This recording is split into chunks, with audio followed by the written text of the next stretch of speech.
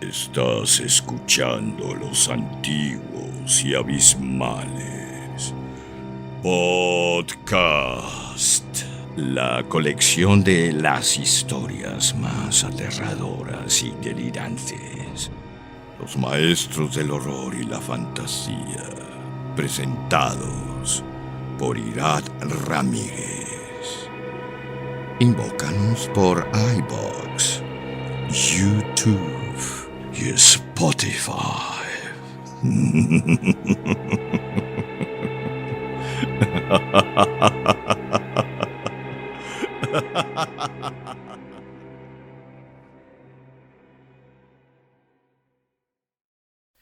Hola, bienvenidos a la segunda sesión del ciclo Monstruos Ocultos del Círculo de Lectura y de Escritura Los Antiguos y Abismales.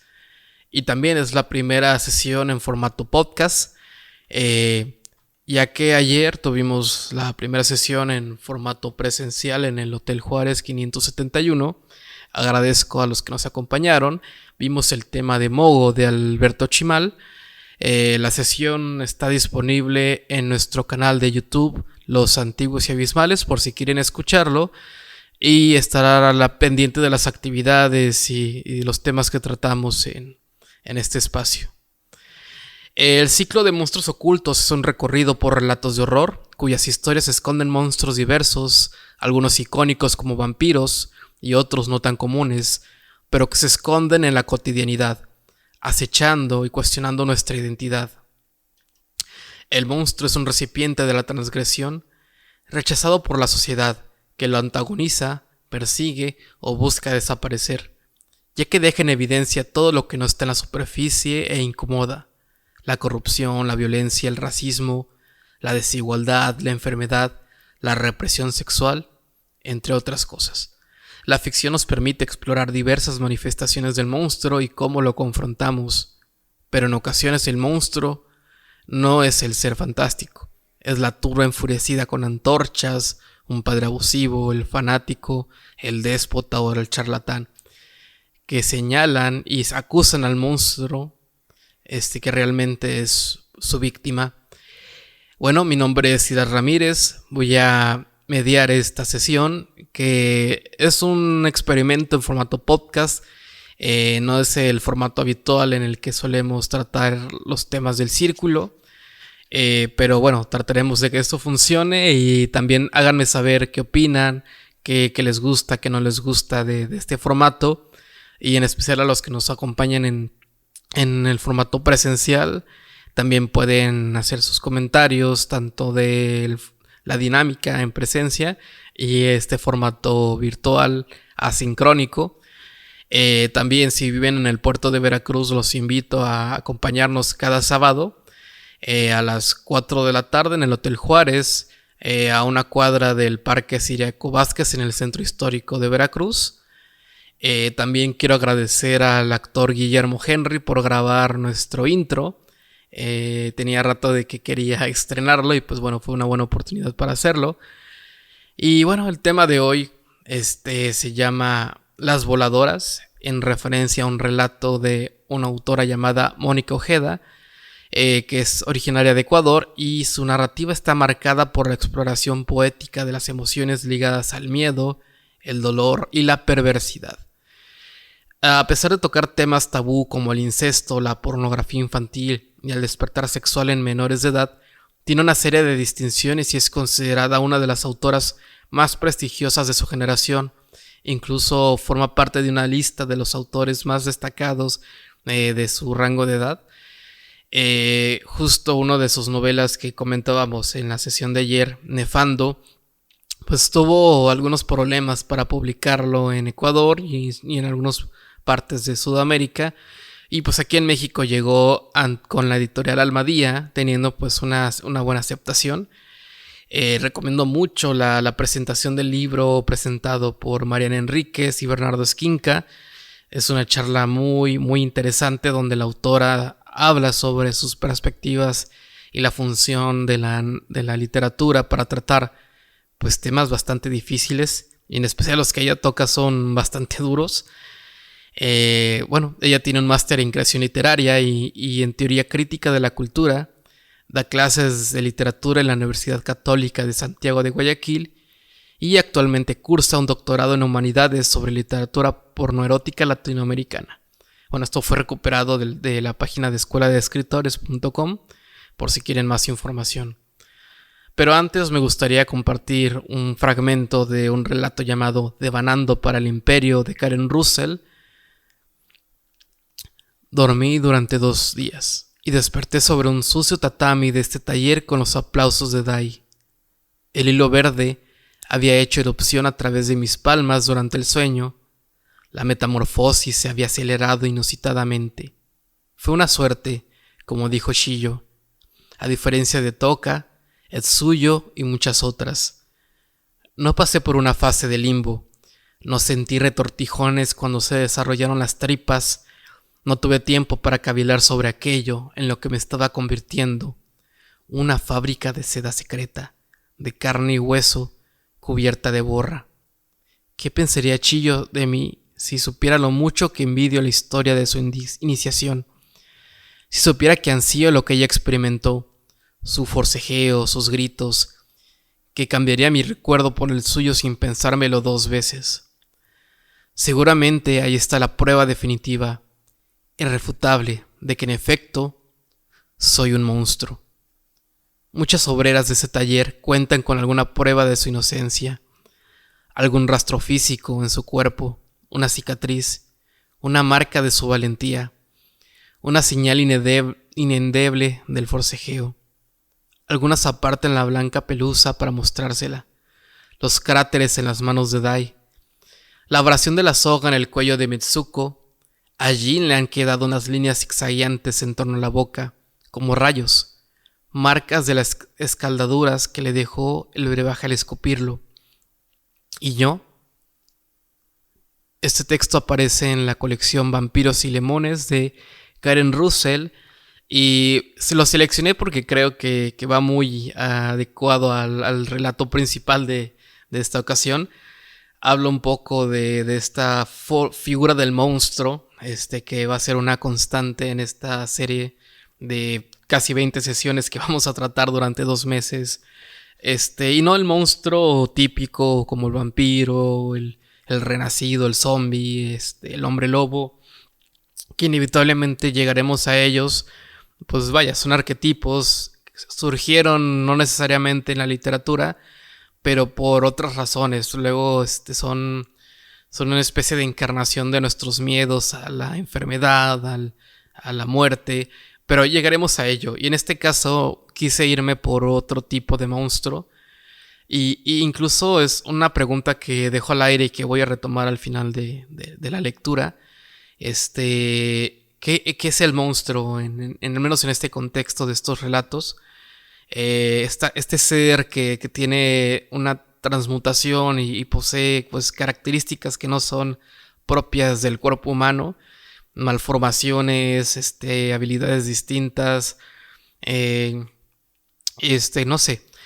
O el monstruo es aquel que lo convierte, lo antagoniza y lo convierte en algo horrible de temer, que lo explota, que abusa de su carne. Y vaya, creo que Mónica Ojeda, y es algo que ahorita vamos a ver en el relato, no se limita al mostrarnos la depravación y la perversión humana, que cada vez que se topa con algo que es diferente en la vida real, alguien que es de otra nacionalidad, con otros rasgos, con otro color de piel, es como el pretexto perfecto para sacar toda esa rabia y esa crueldad a la que somos capaces de llegar. Y bueno, sin más preámbulos, las voladoras. De villa en villa, sin Dios ni Santa María, las voladoras, relator Aldemira, Ecuador.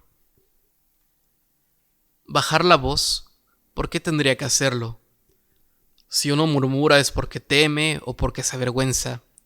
Pero yo no temo, yo no me avergüenzo. Son otros los que sienten que tengo que bajar la voz, achicarla, convertirla en un topo que desciende, que avanza hacia abajo cuando lo que quiero es ir hacia arriba. ¿Sabe? como una nube o un globo, o las voladoras.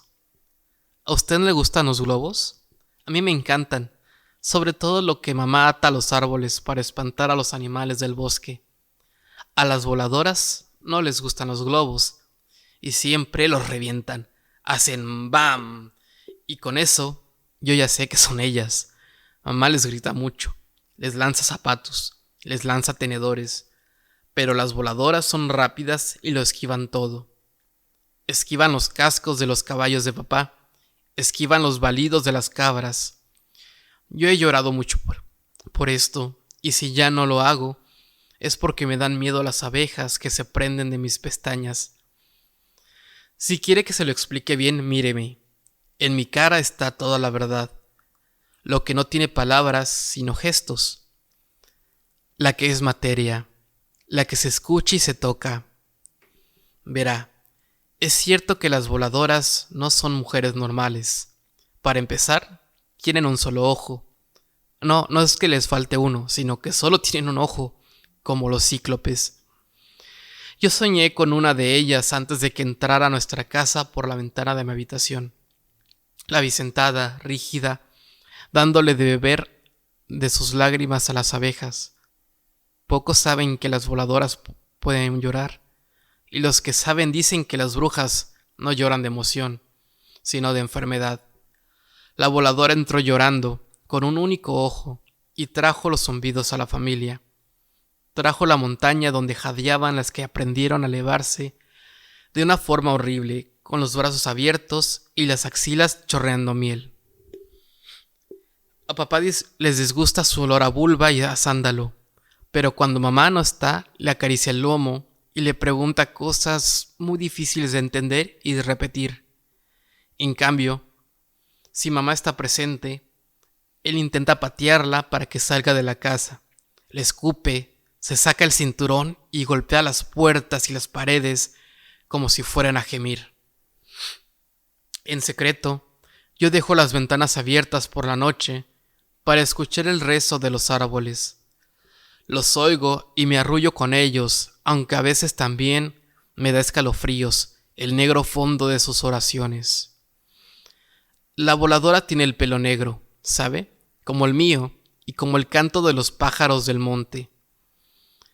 La siento acurrucarse entre mis piernas en las madrugadas y me abrazo a ella porque, como dice papá, cuando mamá no lo ve, un cuerpo necesita otro cuerpo, sobre todo en la oscuridad. He aprendido a amar sus lágrimas. Usted no sabe lo que es amar un pelaje como si fuera un cabello, pero verá, en mis sueños la voladora tiene un paisaje y una tumba, tiene montañas y un muerto al que llorar. Yo nunca he sabido por qué llora ni por qué sus lágrimas sirven de alimento para el zumbido divino. ¿Sabe usted que el sonido que hacen las abejas es la vibración de Dios? Mamá le teme a los panales por eso, y odia a la voladora, porque es una mujer que inquieta a los caballos y le da de beber su tristeza a las abejas. No es nuestra, dice sudando y tocándose el cuello. No queremos su silencio. Y es que ella mira a mamá con su único ojo sin hablar. Es esa falta de palabra lo que más molesta a los caballos. Las cabras, en cambio, se tranquilizan si la voladora llega seguida por un enjambre y moja la tierra con su llanto. Yo no entiendo por qué mamá la odia, y a la vez la observa con las mejillas rojas y calientes. No entiendo por qué papá se le tensa el pantalón. La montaña es el verdadero hogar de las voladoras, una casa que siempre nos ha dicho cosas importantes, pero en la mía está prohibido acercarse. Según mis padres, es un templo de sonidos terribles, de ruidos de pieles, uñas, bicos, colas, cuernos, lenguas, aguijones. Allí se van volando las abuelas, madres e hijas que se extravían, pero que lo que más me da miedo es el sonido de las plantas, esos crujidos verdes que llaman a la voladora y la alejan de mis caderas. Fue mi padre el primero en enseñarme que Dios es tan peligroso y profundo como un bosque. Por eso nuestros animales están domesticados y jamás traspasan las vallas. salvo uno que otro caballo enloquecido por la divinidad. Cuando un caballo enloquece, papá dice que es porque el Dios que está en todo despierta con el corazón del animal. Si algo tan grande como Dios abre los ojos tras tus huesos, tú te disuelves como polvo en el agua y dejas de existir, me dijo. Pero la voladora es el bosque entrando a nuestra casa, y eso no había pasado nunca. Nunca habíamos sentido el delirio divino tan cerca, ni tampoco su deseo, porque en el fondo, créame, yo le estoy hablando del deseo de Dios, el misterio más absoluto de la naturaleza. Imagine ese misterio entrando a su casa y ensanchándole las caderas. Imagina las plantas sudando. Imagina las venas brotadas de los caballos. La voladora hace que papá se manche los pantalones y que mamá cierre muy fuerte las piernas. Hace que yo me unte las axilas con miel y suba al tejado a probar el aire. A pesar de eso la amamos. El amor tiene su propia forma de conocer, ¿entiende?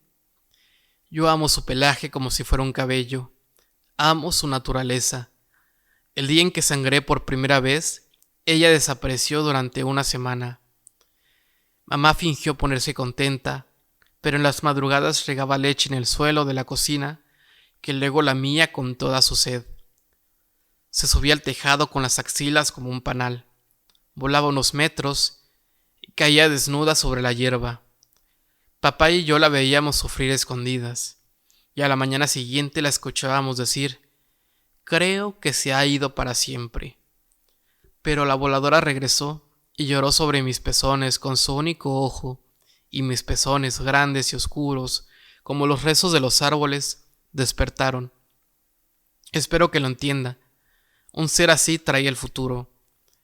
Y después de unos meses yo empecé a hincharme, y todos los caballos enloquecieron. Todas las cabras durmieron. Usted tiene que explicarle a la congregación que esto fue lo que sucedió. Que papá le turbaba que yo durmiera con el zumbido de las abejas. Sudaba. Se tocaba debajo de los pantalones. Mamá, en cambio, se cortó el pelo y lo enterró al pie del manzano más viejo del bosque. Tiene que contarles que la voladora llora y revienta los globos y vacía los panales, pero que yo amo su pelaje como un cabello. ¿Qué se hace cuando una familia siente cosas tan distintas y tan similares a la vez? Yo rezo hacia arriba y el ojo de la bruja se tuerce.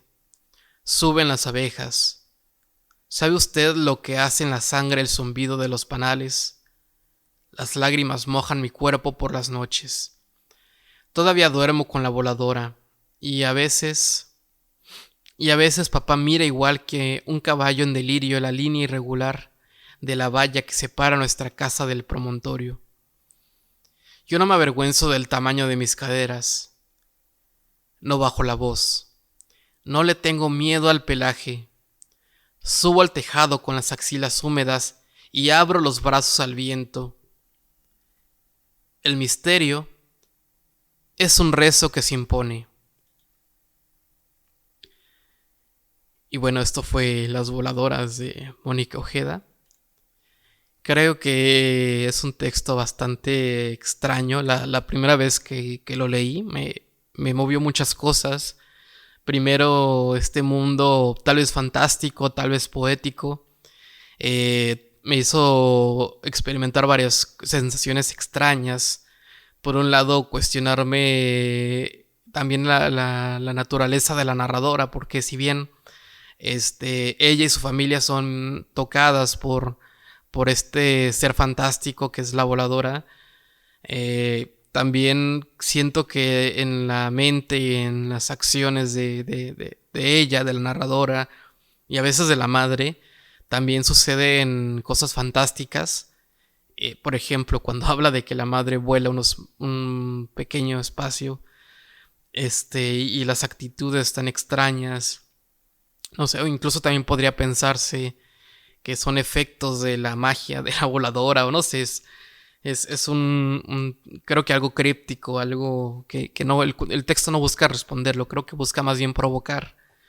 y es algo de lo que también quiero lanzar un poco al aire, que para ustedes, y ya sea que lo respondan para ustedes o si gustan compartir su respuesta, ya sea en una próxima sesión o en los comentarios, ya sea en nuestras redes, que los invito a seguirnos en Instagram, en YouTube, en Facebook. Estamos en casi todos lados, creo. Creo que en Twitter hay una cuenta antigua y abismal, pero escríbanos. En algún momento entraré y responderé, pero no somos tan activos ahí. Pero sí en Instagram estoy bastante activo como antiguos y abismales. Ya sea en mensaje privado, en el post que tengamos para ustedes. Quiero escucharlos. ¿Qué era la voladora? Tanto hablando de su naturaleza, si era una alegoría hacia algo, o para ustedes, ¿qué movió, trajo algún recuerdo? La pregunta es abierta, es más una provocación. ¿Qué era la voladora? Y un poco sin salirnos por las ramas, ¿quién es un monstruo? Hay un monstruo en la historia y si es así, ¿quién es el monstruo? ¿Es la voladora? Tal vez es este padre que tiene este comportamiento tan extraño. O incluso si tuviéramos otra relectura, podríamos pensar que hay una situación ahí tal vez de abuso, no sé. Es una interpretación creo que posible, pero jugando un poco, pese a que a lo mejor no lo hay, ¿quién es el monstruo? ¿Y por qué? O sea, si es la voladora y deciden que es así, ¿qué es lo que la convierte en el monstruo? Y en el sentido amplio de esta palabra, iremos jugando con distintas posibilidades de esta palabra monstruo, tanto positivas como negativas. Justo en la sesión pasada de Mogo, creo que nos habíamos ido más por el otro lado, el monstruo como este ser violento que provoca una situación pues vaya, bastante difícil de afrontar. Y en ese caso, pues se trataba de un niño y esto todavía lo hace más monstruoso y perverso. En este caso, pues podemos decir que tal vez la narradora es una niña o fue una niña en ese momento que llegó la narradora, perdón, la voladora. Pero también habla, claro, de esa transformación de niña a adolescente y esos cambios y la voladora, pues de cierta forma, esta relación con el bosque, con lo natural, tal vez de cierta forma habla como una criatura de cambios, las abejas, no sé. Son imágenes que me gusta que el cuento no deja tan obvias, porque permite jugar y pensarse bastantes cosas. También me gustaría, llegando a este punto, aparte de, repito, la pregunta, ¿qué era la voladora? ¿Cuál era su naturaleza? ¿Qué representaba? ¿Y quién es el monstruo? También me gustaría invitarlos a tal vez escribir un pequeño fragmento, un texto, no mayor a una cuartilla.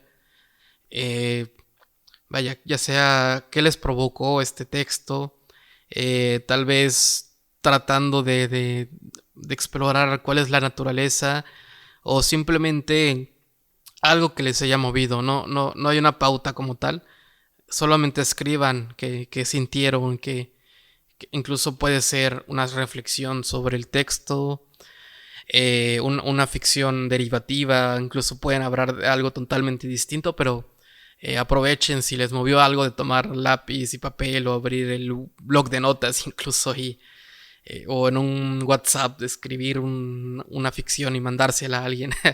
No sé, jugar un poco con esto de la escritura que es una de las intenciones y provocaciones de este espacio. Jugar con la lectura, compartirla, también tomar la escritura que muchas veces la sentimos tan ajena. Al menos en mi caso siempre había sido así. La escritura es algo que lo sentía muy vertical, del texto hablando hacia mí, y no, es esa posibilidad de repente nosotros contestar a una serie de preguntas, por eso lo de las preguntas, pero también no necesita uno que los publique una editorial, que tengamos una columna en un diario para atrevernos a escribir. o incluso lo que escriban no es necesario que lo compartan con este espacio. Si se lo quieren quedar, creo que es válido, pero permítanse probarlo y más si no lo han hecho. Y si lo habían hecho y lo habían dejado, pues que sea un pretexto para retomarlo. También comentar que más adelante en este ciclo, pues trabajaremos más los textos a nivel de taller. Incluso si no están en el puerto de Veracruz, pues escríbanos, acérquense y veremos cómo generar una dinámica para tallerear textos entre todos, no solamente de mi parte, que reciban una retroalimentación de lo que hacen, que sea esto más que un podcast y un círculo de lectura, sino una especie de dinámica y de comunidad que trabaja en conjunto, que se apoya, que pueden crear sin ningún, ¿cómo podría decirlo? Sin ninguna limitante y sin ninguna expectativa más que el disfrute, el tomar estas posibles formas de expresión como nuestras, como algo que no es ajeno. Y pues bueno, yo creo que ya casi estamos llegando al cierre de este podcast. El tiempo creo que fue más corto de lo que esperaba, pero bueno, el tiempo corre raro cuando uno lee un texto como de esta naturaleza. Pero bueno, me gustaría compartir otro pequeño texto. Es un fragmento de la Odisea de Homero que hace referencia a una criatura que la voladora me remitió a ella. Oh amigos, no conviene que sean únicamente uno o dos quienes conozcan los vaticinios que me reveló Circe, la divina entre las diosas, y os lo voy a referir para que, sabedores de los mismos, o muramos o nos salvemos, librándonos de la muerte y del destino, nos ordena ante todo reoír la voz de las divinales sirenas y el florido prado en que éstas se hallan. Me manifestó que tan solo yo debo oírlas, pero átenme con fuertes lazos de pie y arrimado a la parte inferior del mástil, para que me esté allí sin moverme, y las sogas líguenme ahí mismo, y en el caso de que ruegue o ordene que me suelten, átenme con más lazos todavía. Fragmento de la Odisea de Homero, recuperado de imperibm.org, por si quieren leer más fragmentos de la Odisea. Y pues bueno, agradezco este pequeño espacio que me prestaron. Los invito a seguir pendientes del ciclo de Monstruos Ocultos. Seguiremos la siguiente semana compartiendo más relatos a las 4 de la tarde en el Hotel Juárez 571. Las grabaciones de las sesiones también podrán encontrarlas en nuestro YouTube. No tienen un formato pensado para podcast, pero si quieren tal vez escuchar los comentarios de parte de la comunidad y compartir por ahí, pues por ahí siempre dejo en vivo la sesión, por si también quieren pasar a saludar, se vale. Pues yo me despido y les deseo una excelente semana. Nos vemos aquí en Los Antiguos y Abismales Podcast. Soy Ira Ramírez.